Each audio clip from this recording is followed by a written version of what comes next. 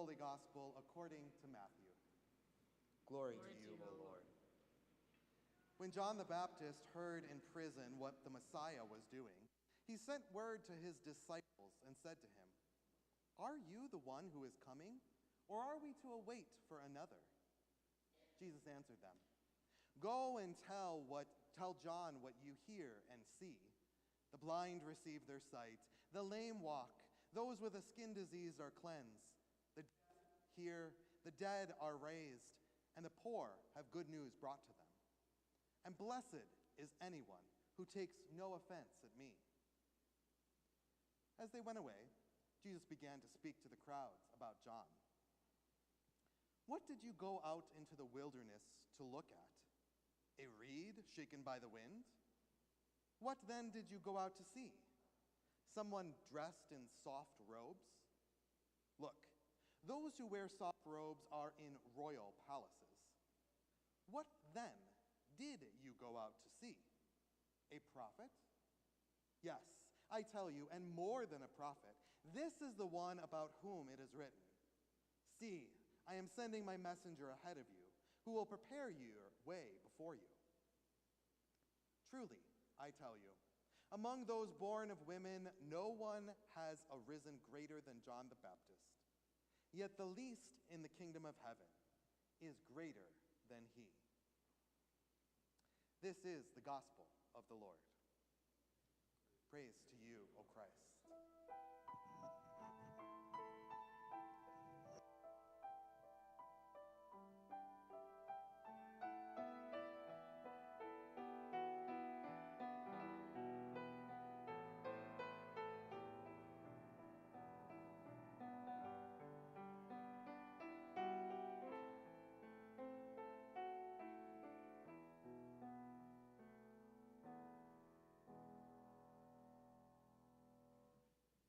Please be seated.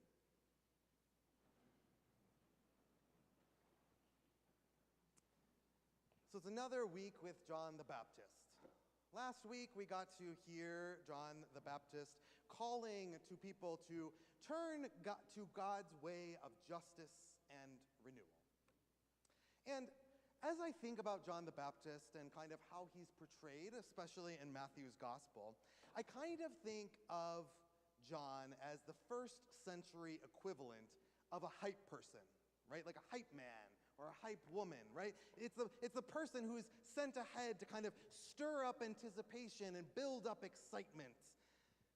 And that's the thing that makes today's passage for me so jarring. I mean, after all of this hype that John had built up, then John asks what seems like an unimaginable question from a hype person. I mean, from prison, he asks, "Are you Jesus, the one who is to come, or are we to wait for another?"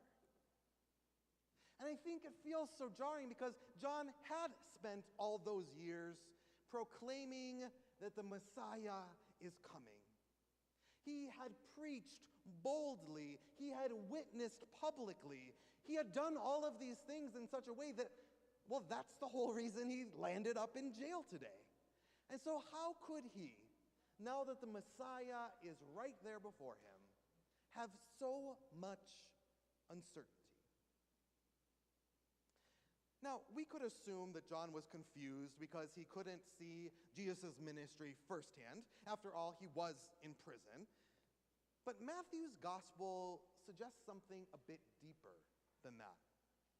Like, perhaps John really didn't know.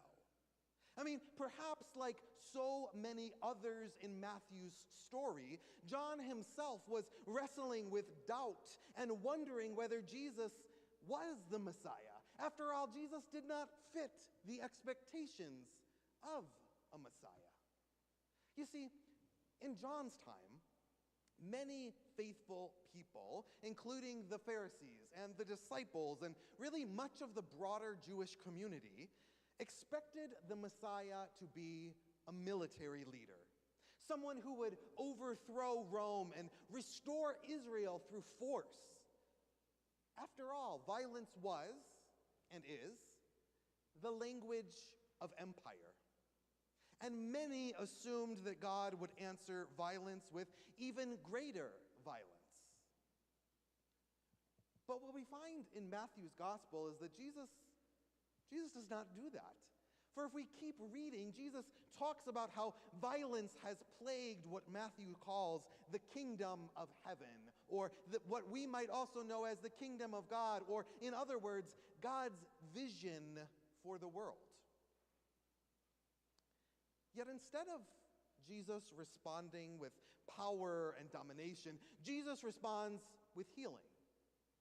He restores sight, mobility, dignity, hope, community. He brings good news to the poor and liberation to those who are weighed down. And so, for John, in prison, Jesus is kind of doing something unexpected. And you see, throughout Matthew's gospel, as we explore this in the year ahead, we are going to see that expectations, especially rigid, unexamined expectations, have a way of blocking evil, even faithful, well-intentioned people from recognizing God's presence right there in front of them. This certainty becomes an obstacle, and their expectations in the gospel create confusion and disappointment and resistance. But that dynamic isn't limited to first century. If you're anything like me, this is deeply familiar to each and every one of us. After all, it is unmanaged, unspoken, and unrealistic expectations that often cause enormous pain in our lives. In workplaces and relationships alike, uncommunicated expectations, psychologists tell us over and over again, are among the leading sources of conflict and resentment. And as a pastor, when people often talk about their frustration, their hurt, their disappointment with God, I can almost always trace it back to expectations. Expectations that are unrealistic, expectations that are unbiblical, expectations that are unexamined, expectations that have been given to us by our father, our mother, our guardians, our pastors, that are truly unexamined. You see, we live in a world where expectations run rampant. They are shaped by cultural norms. They are received theology. They are wishful thinking. They are based around fear.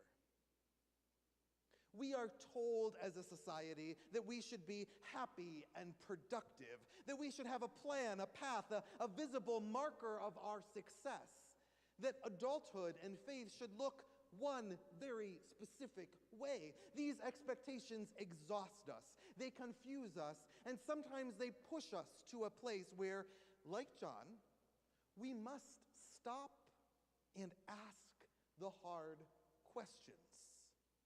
Questions not because our faith is weak, but because our God is leading us to be honest with ourselves and with the world around us. And if you notice today, as John sent ahead that question to Jesus, Jesus didn't turn around and scold him, say, "How dare you, John?" But instead, Jesus tells the disciples to report what they observed. The blind received sight, the lame walked, those who were cast aside are restored to community, and good news was proclaimed to the poor. Jesus did not demand certainty. Instead, Jesus points not to power, but to presence, not to domination, but to transformation. And the reality is that Jesus' vision for the world does not align with our common expectations or the common expectations of his time. He didn't arrive as that conquering military hero. Instead, he confronted systems built on violence and revenge and exclusion, and replaced them instead with forgiveness and mercy and healing. He replaced honor rooted in ego and status, and instead encouraged honor founded in humble service. He challenged the belief that wealth is some kind of proof of blessing, and instead he insisted that true abundance is discovered through generosity and trust in God's provisions. And that vision, if we think about it, if we truly understand Jesus' vision, it can feel deeply unsettling. It's disruptive of religious order, of political party, of economic systems that all benefit from the status quo. It is no wonder that at the opposite end of the story that John the Baptist first came to prepare the way for, at the opposite end of that we find Jesus executed as an enemy of the state, as one who was overturning religious authority. For Jesus' ministry provoked fear and hostility and showed an entirely different way. For these expectations that were so firmly held by many could not recognize God's presence standing right there before them.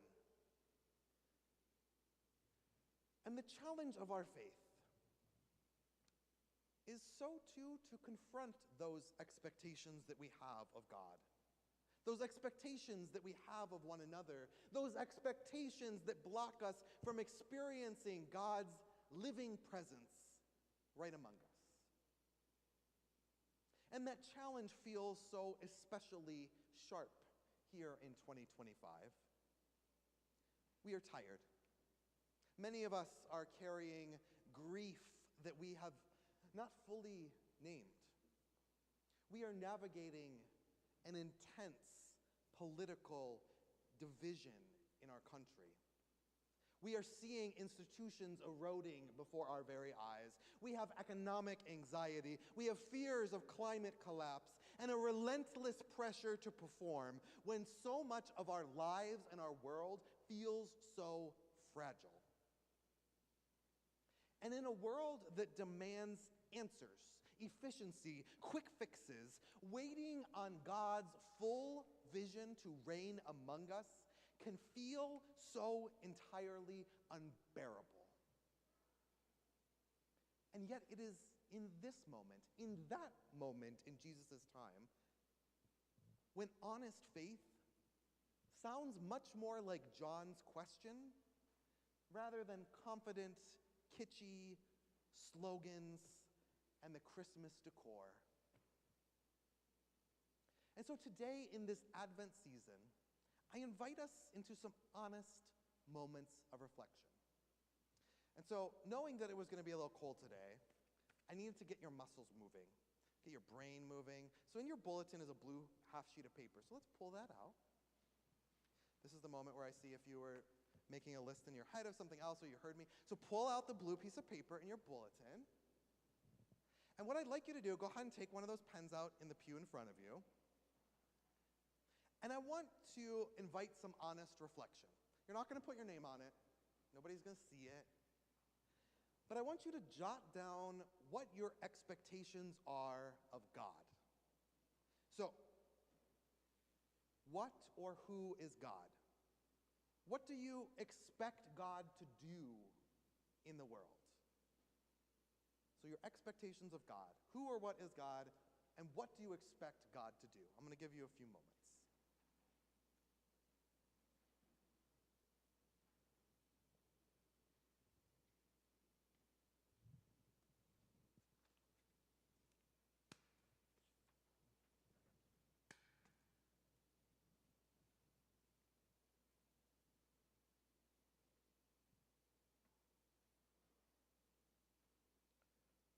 Who or what is God? And what do you expect God to do? You can write your own beliefs. You can think about the expectations that maybe you've absorbed from culture or from church or from family, from a well-meaning meaning pastor or Sunday school teacher.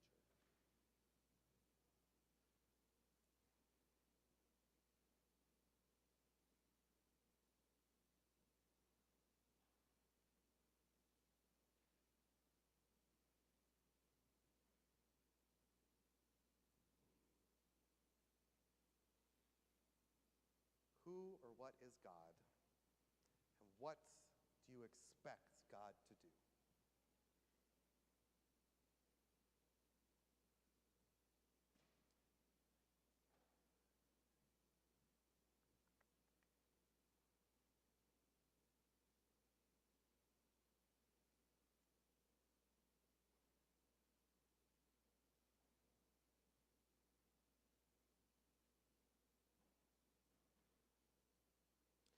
And you're welcome to keep writing as I keep speaking.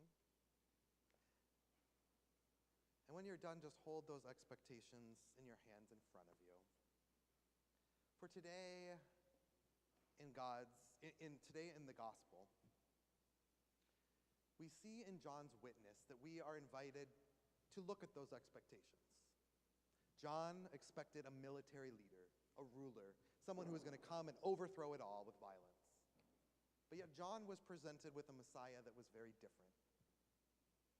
Very different. And what we too are invited to challenge our assumptions here during this Advent season, to look at our expectations. Because the reality is when we hold onto our expectations, our assumptions about God, and we grasp onto them so tightly, what ends up happening is that we do not fully see God revealed in front of us. We don't see God in the other person. We don't see God showing up on cold, cold mornings. Instead, we think that we can only see God in our very narrow vision. And you see, what we are called, indeed challenged to do, is to let go of our expectations. That's what Matthew's gospel is setting up for this entire year-long exploration that we are going to do, to let go of your expectations of who God is and what God does. For it is only in letting them go that we can truly see who God is and what God does in new ways. But let's be honest. Letting go of what we've been taught, what we know, is really, really hard. It's almost like not only do we cling to expectations, but like they cling back on us. And so what I want to invite you to do is to do something physical today. Because sometimes our bodies need to practice what our minds know, but we haven't yet fully realized. And so I want you to take that piece of paper in your hands and just hold it in your palms. Hold it in your palms. And now crumple it up. And like really crumple it up. Like hear the sound, feel it resist. Crumple up, oh yeah, crush those expectations. And not because we don't all come with expectations, but instead, just crumble it up for now. And then on the count of 3, I'm going to invite you to toss them into the aisle.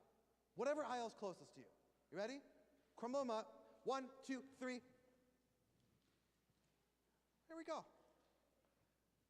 Okay, I saw some of you throwing it at each other.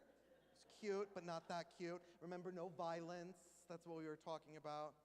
So this isn't about being neat and orderly, and part of it is because it can be easier for me to pick them all up if they're in the aisle. But really, what it is about as you come forward down these aisles, as you come to this table to be fed and sustained, I want you to notice what you are walking on. And to come forward and walk on them, trample them not in anger, but in freedom. Let them be crushed under the promise that God is bigger and God is kinder and God is more surprising than you could ever write the script for. For we trample on them not because expectations are evil or bad, but because expectations that are so firmly held that we can't see beyond, all of that is not of our God. We trample on these expectations, for we are beginning to prepare ourselves for a God who meets our expectations and exceeds it beyond what we could imagine. We are preparing ourselves to meet a God who lovingly disrupts every expectation that we have of our God. And so my prayer for you as we begin this year-long study in Matthew's Gospel is that you can loosen your grip on those expectations.